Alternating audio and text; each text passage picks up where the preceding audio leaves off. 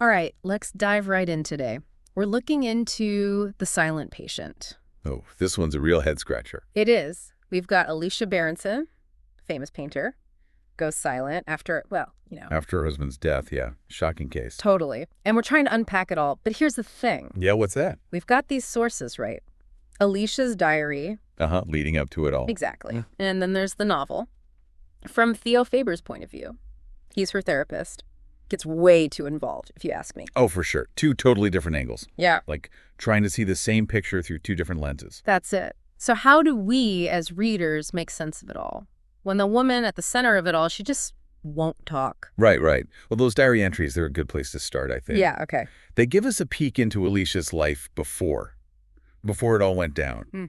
And on the surface, it seems, well, almost perfect, Successful artist, married to this big shot photographer, living the good life in London. Exactly. But then you start to see these cracks. Oh, yeah. That's what got me. She mentions feeling watched, like uneasy. Right. Is she just paranoid? Or is something really going on? And this whole thing plays out during a heat wave, too. Oh, yeah, I remember that. The electric fan always whirring in the background. Doesn't that just add to the whole creepy vibe? Totally. It's like the heat is this character itself. Mm-hmm. Makes everything feel tense, Absolutely. And her inner world is just as messed up. She's struggling to paint, trying to capture her husband, Gabriel, on canvas, but nothing's working. Interesting. You think that creative block could be connected to her anxiety? Or is there something more? It's almost like that blank canvas is the mystery itself. We're trying to fill it in, get a clear picture of Alicia, and then we get Theo Faber. Ah, yes. The therapist. Forensic psychotherapist, to be exact. Yeah. But not your typical shrink, is he? Not at all. He's got his own issues, troubled past, addiction. Yeah. And all that, it kind of spills over into how he sees Alicia's case. Oh, for sure. It makes you wonder, is he really trying to help her? Or is this all about him, Right. Like, is he using her case to work through his own stuff?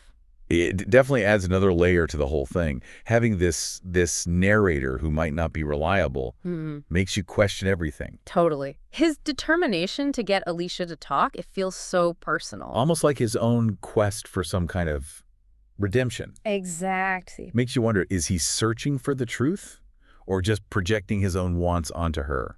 Now, let's talk about the crime itself for a sec. Gabriel, he's found dead, shot, in their house. Alicia, she's there too, hurt herself, the murder weapon right there. Grim scene. And then she clams up, won't talk to the police, won't talk at the trial, doesn't say a word even after they send her to the Grove. The Grove. That's a psychiatric unit, high security. Ah, right. Yeah. So the silence itself, it becomes a clue, wouldn't you say? I think so. Is it guilt? Is she in shock, or is it something else entirely, like a deliberate choice? And remember that painting? You mean the self-portrait? Yeah, Alcestis. Whoa, now that's where things get really interesting. For those who don't know, Alcestis, in Greek myth, she sacrifices herself for her husband. So the question is, what's Alicia trying to say with that title? Is she confessing, crying for help, or something else entirely? It's like a big symbolic question mark right in the middle of everything. Definitely adds to the mystery. And this is where Theo's investigation gets a bit unorthodox. Oh, how so? Well, he wants to go beyond just the usual therapy stuff. He wants to figure out Alicia, the woman behind the silence, the woman who painted Alcestis. I see. So he starts talking to people. Max Berenson, Gabriel's brother, Jean-Felix Martin, Alicia's art dealer, even their strange neighbor, Barbie Hellman. Trying to piece it all together. Exactly. What did you think of those interviews? Did they help you understand anything better? What struck me was how everyone had a different view of Alicia. Some thought she was cold, calculated. Others swore she was innocent. It's this clash of opinions that keeps you guessing. It does. And as Theo digs deeper, we see his own struggles, like they're clouding his judgment. Right. Can he really be objective when he's got all that baggage? Especially after that relapse with the marijuana in Camden Town. Yeah, that whole Camden Town thing, it's a real turning point. Shows us how fragile he is. Makes you question everything he's seeing, everything he's telling us. Absolutely. Let's go back to those diary entries for a minute. Yeah. Remember how Alicia kept saying she felt watched? Like someone was always there. Oh, yeah. Before the murder even happened. Right. At first I thought maybe it's just, nerves, the heat, the pressure with her painting. I thought so too. But then as you read on, it becomes clear someone really is watching her. That creepy guy across the street, those nightmares she has about being chased. Oh, those were so creepy. Like, she couldn't escape it, even in her sleep. Exactly.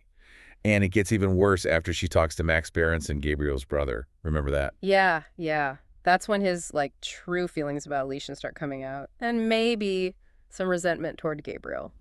Yeah. He pops up more and more in her diary after that. And, makes you wonder. If he could be the stalker. Exactly. It's so clever how the author makes you suspect everyone, right? Totally. Like, is Max obsessed with her? Is that what it is? Especially after that awkward party at Joel's place. Oh, don't remind me. So much tension there. And then there's Jean-Felix, Alicia's art dealer. He wants to control her, too, in his own way. Professionally, at least. And maybe even personally. But the whole time, we're being tricked. Because the real bad guy, he's hiding in plain sight. Right there all along. Theo, the therapist. Yeah. The one who's supposed to be helping her. It's such a twist, and when you go back and reread those early chapters... Where he's telling us all about his past. The addiction, his dad, the problems with his wife, Kathy... Yeah. It all makes sense. It's like those details. They were clues all along. And we were too focused on Alicia to see them. It's like he's this master manipulator, putting on this act. The wounded healer. Pretending to understand her pain, but really, he's got his own plan. And that relapse in Camden Town, it just shows he's not in control at all. Makes you wonder how much of his analysis of Alicia is even real. And how much is just him projecting his own stuff. Right. Because he is definitely drawn to her, maybe even obsessed. Oh, yeah. And that obsession, it drives him to do some pretty messed up things. But he thinks he's doing the right thing, doesn't he? Like he's saving her from this awful marriage, from a life she doesn't deserve. He's got this whole savior complex thing going on. Thinks he knows what's best for her. It's scary. He's not evil, exactly. He's just twisted. Thinks he's the hero of the story. And then there's Alicia, faced with all this, and she makes a choice that will change everything. She decides to stay silent. At first, it seems like she's just broken, traumatized. Right.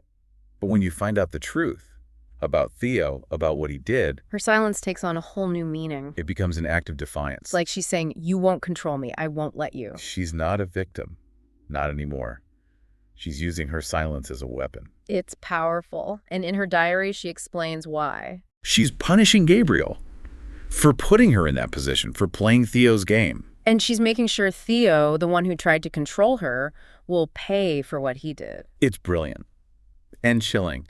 Shows how smart she is. But I can't imagine the strength it took to stay quiet for so long. To carry that burden. It all goes back to her childhood trauma, doesn't it? Absolutely. Growing up, her mom died tragically. Her dad was distant. Her whole childhood was shrouded in silence. Secrets. And that feeling of unease.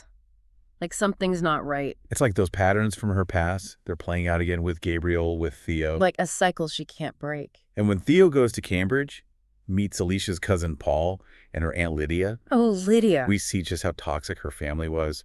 Her aunt, so cold, so controlling. No wonder she turned to art. It was her way to communicate, to express what she couldn't say out loud. Remember when she painted Lydia's portrait? And Lydia totally freaked out. That scene.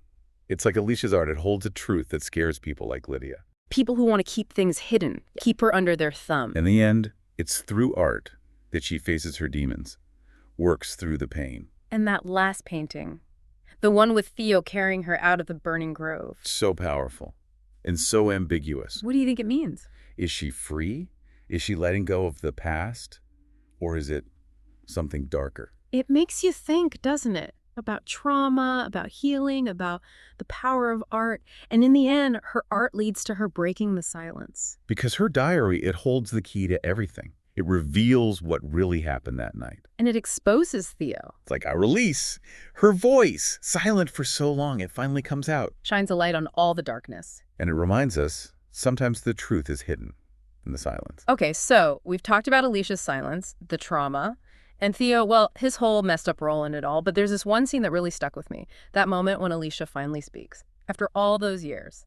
It's a turning point, right? Oh, absolutely. In the art room, when she says Theo Faber, just like that. Powerful stuff. I got chills. It's like all the power shifts. Right then. She's back in control. And it makes you realize she knew all along. She understood everything that was happening. That's like all that time we thought she was weak. Broken.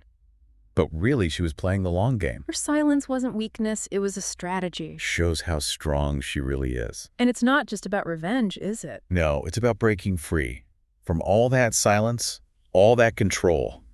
By speaking, she takes back her story. And it's the start of her healing. It's amazing, isn't it? How even after all that twisted therapy, she finds a way to heal. Because Theo, he used his knowledge against her, didn't he? He did. Exploited her. Yeah.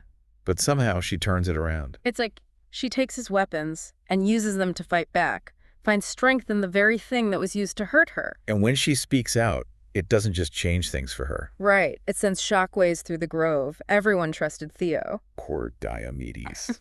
That other therapist, he really cared about her. To find out that your colleague, your friend, is capable of that. It's a reminder, I guess, that you never really know someone. And that people in power, they need to be held accountable. Exactly. But let's go back to Alicia for a minute.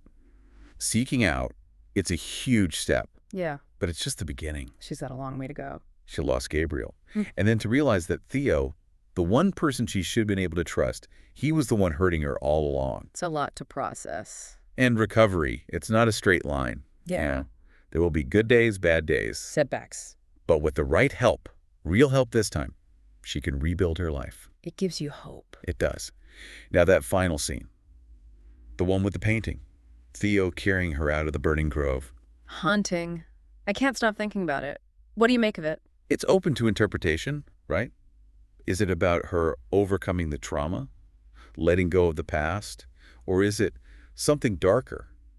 The fire, it could represent both. The destruction and the purification. Maybe it's both. Maybe it's about acknowledging the pain, but also the possibility of starting over, rising from the ashes. I like that. The power of art to transform, to help us make sense of things, to heal. In the end, it's Alicia's story to tell, her meaning to find.